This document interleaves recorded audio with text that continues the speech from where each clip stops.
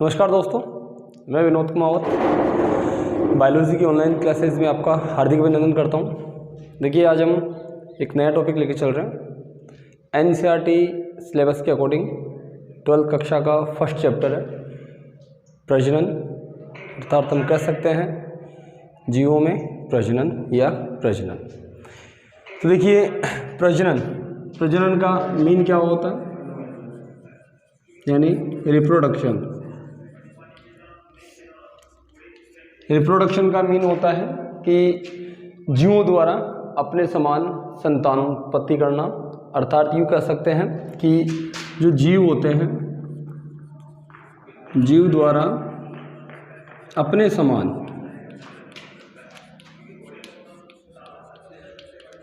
संतान उत्पन्न करना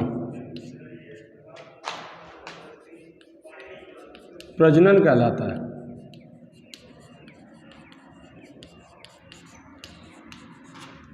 प्रजनन जो होता है, इसमें जीव जो होता है अपनी जाति का या अपने वंश का अस्तित्व बनाए रखता है। तो यूँ कह सकते हैं हम किसके माध्यम से,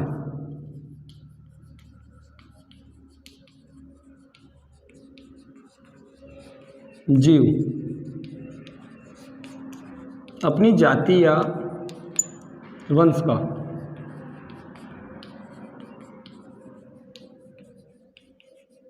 अस्तित्व बनाए रखते हैं।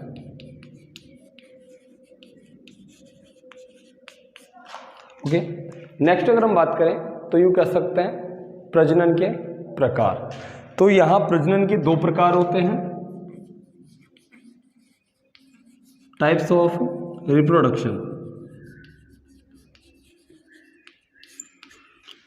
There are types of production is 2। यहाँ पर जनन के दो प्रकार होते हैं। नंबर फर्स्ट, पहले नंबर पे हम ले सकते हैं असेक्सुअल रिप्रोडक्शन, जिसे हम कहते हैं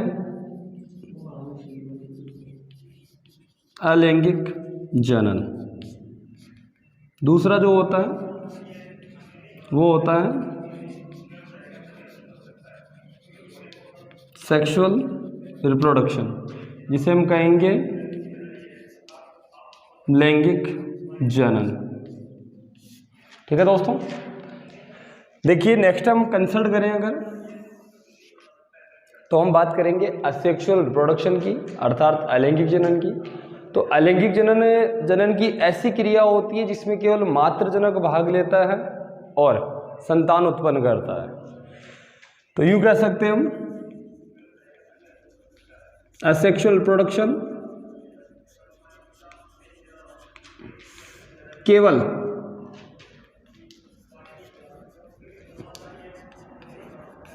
मातृजनक भाग लेकर संतान उत्पन्न करता है।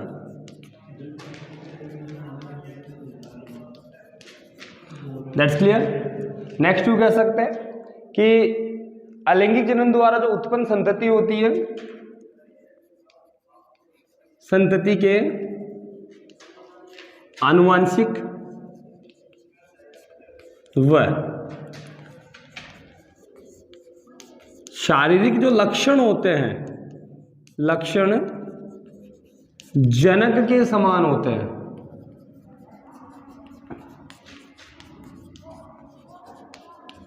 इसलिए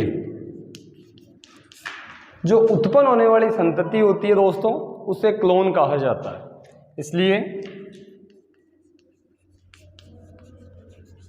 उत्पन्न संतति को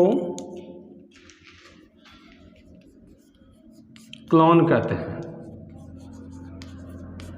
ओके, तो यहां से अपनी यूं कह सकते हैं कि बोर्ड में क्वेश्चन पुटअप होता है, क्या कारण है कि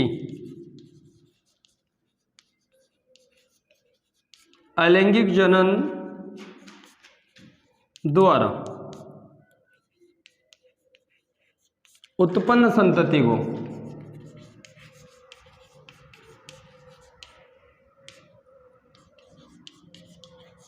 क्लोन कहते हैं। इसका आंसर आपके सामने है। संतति के आनुवंशिक और शारीरिक लक्षण जनक के समान होने के कारण हम अलैंगिक जनन द्वारा उत्पन्न संतति को क्लोन कहते हैं। तो ये हो गया अपने असेक्सुअल रिप्रोडक्शन की परिभाषा और क्लोन के बारे में। आगे हम कंसल्ट करेंगे अगली क्लास में अपने अलैंगिक जनन के प्रकार। Thank you. जय हिंद।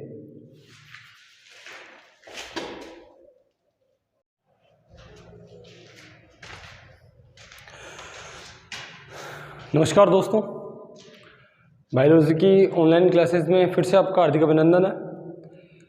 एनसीईआरटी सिलेबस के अकॉर्डिंग हम चल रहे थे। कल अलैंगिक जनन की परिभाषा पढ़ी थी। आज हम लैंगिक जनन के बारे में पढ़कर और अलैंगिक जनन के कुछ प्रकारों के बारे में कंसल्ट करने वाले हैं। तो देखिए,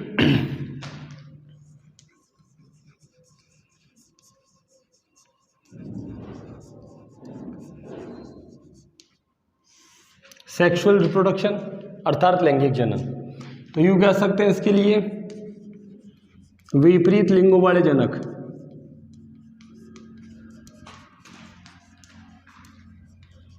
भाग लेकर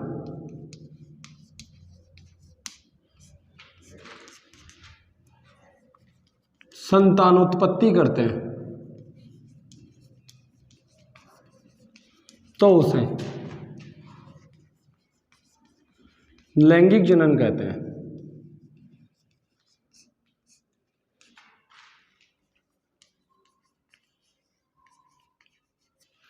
अब विपरीत लिंगों वाले जनक अर्थात नर और मादा अगर पार्टिसिपेट करेंगे और नया यूँ कह सकते हैं जीव उत्पन्न करेंगे, उसे हम लैंगिक जनन कहते हैं।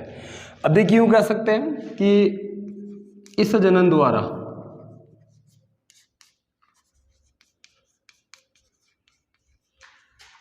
उत्पन्न संतति के लक्षण दोनों जनकों के समान होते हैं।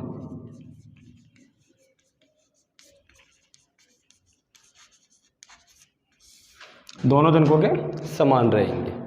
आगे अगर हम बात करें तो आगे हम कंसल्ट करेंगे अब अलैंगिक जनन के प्रकार के बारे में।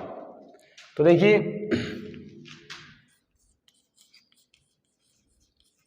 Types of